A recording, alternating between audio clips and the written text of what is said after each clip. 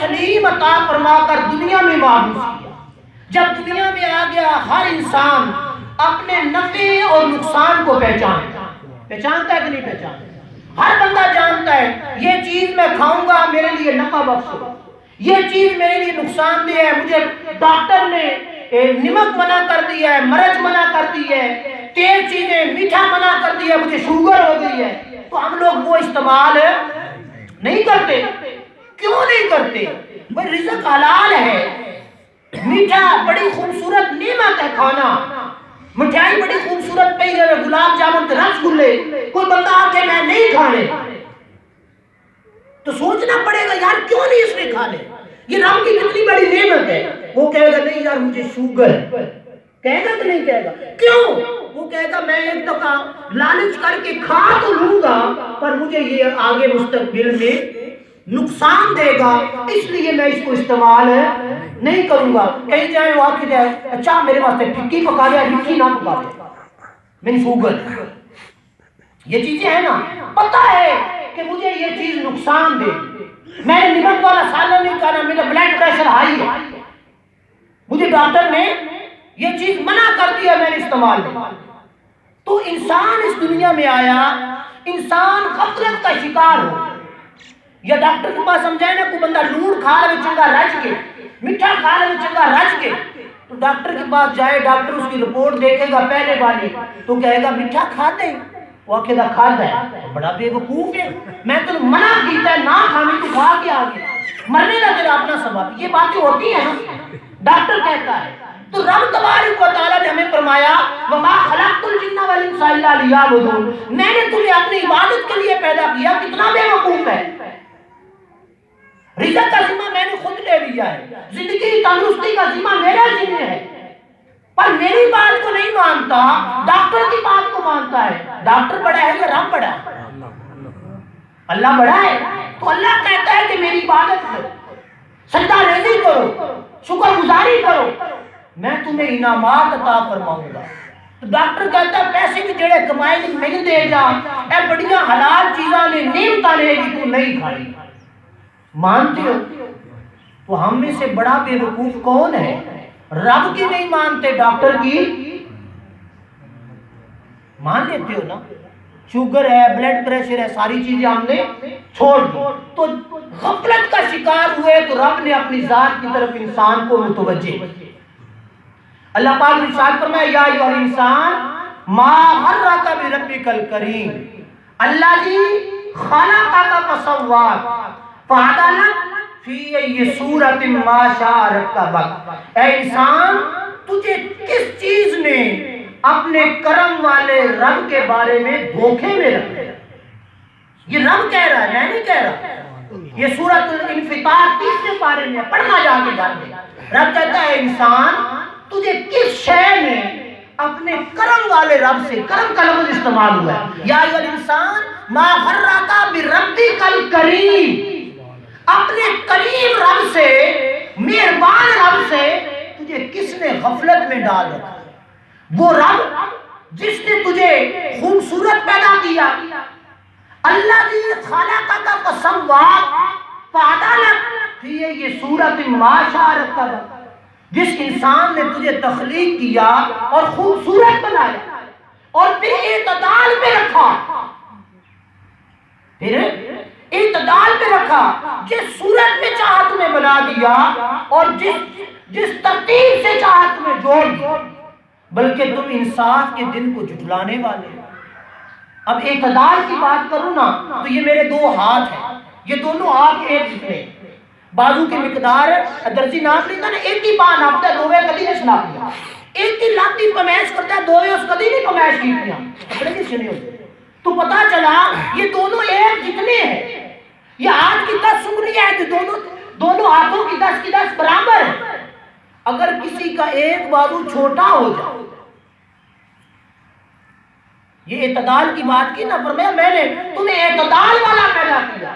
ایک بازو چھوٹا ہو جائے تو اس کی کیا کفیت ہوگی؟ یا کسی بندے کی ایک ٹانگ 4 انچ چھوٹی ہو جائے تو رب نے فرمایا کہ یار میں نے تو تجھے بڑا اعتدال پہ بڑا خوبصورت ای صورت ما شاء کا وقت ساری کائنات میں سے اعلیٰ افضل عزت والا عظمت والا ساری مخلوق سے افضل تقدیم بنا کر تجھے دنیا میں بھیجا ہے، پھر تو کتنا غافل ہے، پھر رب کریم کی بارگاہ سے تجھے کس شے نے دھوکے میں ڈال رکھا۔ تو اب انسان کو سوچنا پڑے گا یار میں جو اتنا اعلیٰ ہوں، اتنے ظرف کا مالک ہوں، پھر رب کی بارگاہ کو چھوڑ کر کسی اور دروازے پہ جاؤں تو میرے اتنا بے وقوف کوئی نہیں ہوگا کہ کوئی ہوگا۔ دنیا دار جہاں سے خیرات ملتی ہو وہاں ہر کوئی جاتا ہے، لیکن رب جو ساری کائنات کو خیرات دیتا ہے اس کے بعد اس کے دربار میں کوئی کم ہی آتے ہیں۔ تو ہم لوگوں کو ہر لحظہ ہر لمحہ اللہ وحدہ لا شریک کے دربار میں آنا چاہیے، جھکنا چاہیے، چونکہ اپنی نعمت رب نے بتا دی نا کہ میں نے تمہیں خوبصورت پیدا کیا۔ اب انسان کو رب تبارک و تعالیٰ نے سننے کے لیے کان دے دیے، دیکھنے کے لیے آنکھ دے دی، پکڑنے کے لیے ہاتھ دے دیے، چلنے کے لیے پیر دے دیے، ٹانگیں دے دی، یہ ساری رب تبارک و تعالیٰ کی نعمت۔ تو اب ان نعمتوں کو اپنے سامنے رکھ کر جو بندہ رب کی نافرمانی کرے، کسی کے پاس نعمت نہ ہو، وہ میں پہلے مثال دے، جس کی ٹانگ چھوٹی ہے نا اس سے پوچھنا وہ بیچارہ مجبور ہے، جس کا ہاتھ چھوٹا ہے نا اس سے پوچھنا وہ بیچارہ مجبور ہے۔ رب نے اتنی نعمتیں دی ہیں تو ان نعمتوں کو سامنے رکھ کر ہم رب کا شکر گزار نہ بنے تو ہمارے جتنا کوئی بے وقوف ہوگا۔ تو ہم لوگوں کو ان چیزوں سے سبق آخرت حاصل کرنا چاہیے۔ اور پھر اللہ وحدہ لا شریک نے ارشاد فرمایا کہ ہر لحظہ ہر لمحہ میری نافرمانی سے بچ۔ کیوں بچ؟ اس لیے بچ کہ میرا عذاب بڑا سخت ہے، وہ چیز آگے آ رہی ہے۔ اور پھر آج ہم لوگ یہ ایک اطمینان کر لیتے ہیں جب کو کہنا یار نماز پڑھا کرو، اچھی اعمال کیا کرو، غلطیاں نہ کیا کرو، گناہ نہ کیا کرو، پھر ہمارے ذہن میں ایک بات اور آ جاتی ہے، پھر بندہ کہتا ہے یار تسی مولوی دس دے ہو، رب بڑا مہربان، اوپر میں نے بیان کیا نا کریم ہے، رب کرم والا ہے، رب بڑا مہربان ہے، پھر ڈٹ جاتے ہم لوگ چلو خیر میرے کوئی ڈر نہیں، رب ہے معاف کرنے والا ہے معاف کر۔ یہ سوچتے ہیں کہ نہیں سوچتے؟ بے شک رب کرم والا، رب کریم ہے، مہربان ہے، پر رب تبارک و تعالیٰ نے ہم انسانوں سے رزق کا وعدہ کیا ہے کہ نہیں کیا؟ رازق اللہ کی ذات ہے کہ نہیں ہے؟ رزق اللہ دیتا ہے تو اور دیتا ہے؟ اللہ دیتا ہے نا، سب کا رازق اللہ ہے۔ آپ کسی ایک بندے کو یہاں چھت پہ بٹھا لیں، اس کو بولو رب کی ذات پہ توکل کرنا ہے، بھروسہ رب کی ذات پہ کرنا ہے، شام کو بھی اس کو روٹی نہیں دینی، صبح بھی اس کو روٹی، ان اپنے بیٹھا رہتے تیرا رب رازق کی تو رب کے ذرا نیڑے ساڑھے کوٹھے لے کے بیٹھے ہیں، اچھا ہے نا، تو رب تبارک و تعالیٰ اس کے منہ میں لا کے رزق ڈال دے گا۔ کبھی کسی کو ایسا ہوا ہو بھئی تقویٰ کر کے رب کی ذات پہ کامل بھروسہ کر کے بیٹھ جانا ہے، بھئی میں نے رزق کمانا نہیں ہے، رازق تو اللہ ہے، میں بیٹھ جاؤں گا، دیتا ہے کہ نہیں دیتا؟ ہم انسان ہیں، اشرف المخلوقات ہیں، رب نے ہمیں وجود دیا ہے، سوچنے سمجھنے کی صلاحیت دی ہے، تو جب میں کہوں گا نا چھت پہ بیٹھ جا، نہ کوئی شام کو تمہیں اوپر رزق پہنچائے گا نہ تو نیچے آئے گا، تو آپ لوگ کہیں گے یار یہ تو زیادتی ہے بندے کے سے، انسان کے ساتھ ہے زیادتی ہے، رازق بے شک اللہ ہے پر کوئی وسیلہ تو بیچ میں ہوگا تب رزق ملے گا۔ ہم لوگ انسان ہیں، سردی ہے آپ کو پتہ ہے دھوپ میں بیٹھ گئے، گرمی ہو تو آپ نے اندر بیٹھ جانا ہے، ہیٹر لگا لینا ہے، سردی ہو جائے گرمی ہو جائے اے سی لگا لینا ہے، یہ کس نے سمجھ دی ہے؟ ہمارا مالک تو اللہ ہے، ہمارا رازق تو اللہ ہے، جس نے ہمیں پیدا کیا ہے وہ ہمارے وجود کے مطابق گرمی سردی کو پیدا کر سکتا ہے، پر اس نے ہمیں سمجھ دی انسان تو عقل مند ہے، تجھے پتہ ہے چھت پہ بیٹھ جاؤں گا رزق نہیں ملے گا، پنکھے لگے ہوئے ہوں گرمی ہو کڑاکے بھی تو بندہ اٹھ کے بٹن نہ دباوے اپنے آپ پکا چل پوے گا۔ رب چاہے چلا سکتا ہے کہ نہیں چلا سکتا؟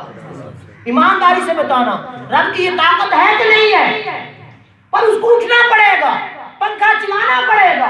रब ने फरमाया मैं मेहरबान हूं, मैं मेहरबान हूं, करम नवाज भी हूं, करम करने वाला हूं। पर इंसान तुझे उस दोज़ख से बचने के लिए कुछ ना कुछ करना पड़ेगा, उस जन्नत में जाने के लिए, बख्शिश करवाने के लिए तुम्हें तौबा के दरवाजे पर आना पड़ेगा। जब तौबा के दरवाजे पर आएगा, मुझसे मांगेगा, तो तव्वाब और रहीमा मुझे उस वक्त पाए। जब तौबा नहीं करेगा, गुनाहों की दलदल में फंसा रहेगा, फिर ये आरज़ू रखे कि मैं बच जाऊंगा क़यामत के रोज में, ये बेवकूफ़ी। तो इसलिए हम लोगों को इस चीज पे तकवा नहीं करना चाहिए। तकवा रब की जात पे करें, पर अपने अमाल को दुरुस्त करें, जिना बात किया करें। पर रब मेहरबान है तो मेहरबानी कर, जरूर मेहरबान है, जरूर मेहरबानी करेगा, लेकिन कुछ ना कुछ हमें रिज़्क़ खाने के लिए हमें तगो दो करनी पड़ेगी।